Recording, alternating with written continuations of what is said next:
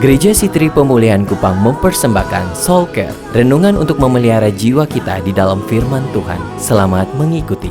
Di jajaran semua para rasul perjanjian baru tidak ada yang lebih besar dari Paulus. Seorang yang berani, seorang yang fokus, determined, dan menulis dengan luar biasa hampir sebagian besar perjanjian baru. Tetapi sebelum saudara melihat Paulus di dalam perjanjian baru yang hidupnya diarahkan sepenuhnya bagi Kristus, saudara tahu siapa dia sebelum itu? Oh, Paulus orang yang brutal, Bapak Ibu Saudara. Dia mengejar, dia membunuh semua murid-murid Tuhan atau orang-orang yang hidup di jalan Tuhan. Hanya satu tujuannya, dia ingin memusnahkan gereja mula-mula atau pengikut Kristus. Tetapi pasal 9 dari Kisah Para Rasul adalah turning point perubahan hidup Paulus. Waktu dia meminta surat dari imam besar, dengan surat di tangannya menuju ke Damsyik, dia ingin berjumpa dengan majelis-majelis Yahudi di Damsyik untuk meminta izin mengejar, membunuh semua orang Kristen di area itu. Waktu dia mau masuk ke Damsyik, anugerah menyapa Paulus dengan cara yang begitu unik. Anugerah memeluk orang yang brutal dan kasar ini. Anugerah datang dalam cahaya yang menyilaukan dia. Dia jatuh rebah, 3 hari buta, tidak makan, tidak minum. Dan mulai hari itu Paulus berubah menjadi seseorang yang benar-benar hidup bagi Kristus. Bapak Ibu Saudara, kalau anugerah menyentuh saudara harus ada perubahan. Dia menjadi laki-laki yang luar biasa. Tujuan hidupnya hanyalah mengangkat bendera Injil dan nama Kristus diberitakan. Tetapi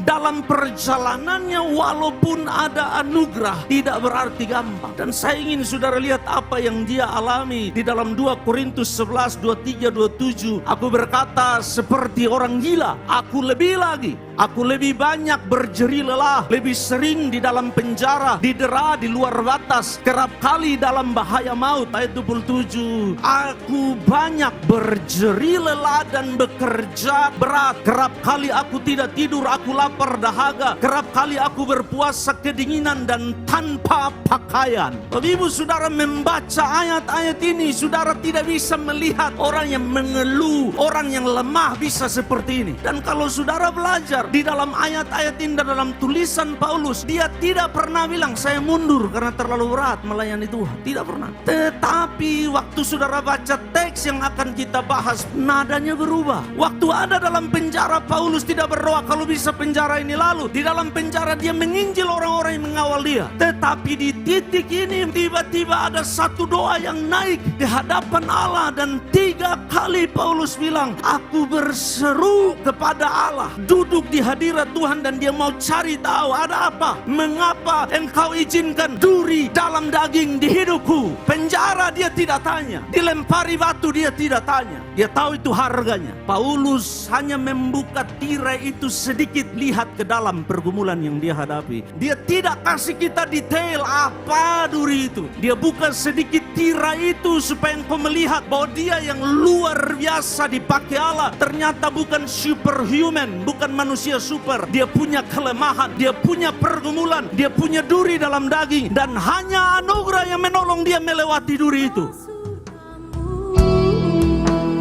Demikian renungan Soul Care dari Gereja Sitri Pemulihan Kupang. Tuhan Yesus memberkati.